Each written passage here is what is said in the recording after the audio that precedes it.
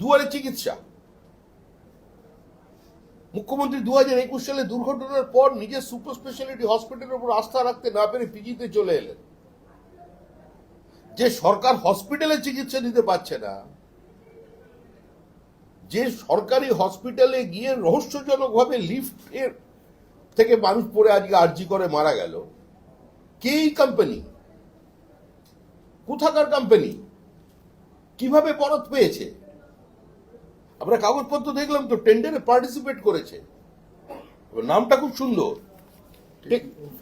টেকনোফেথ। মানে একদম টেকনোলজি দিয়ে বিশ্বাস অর্জন করবে।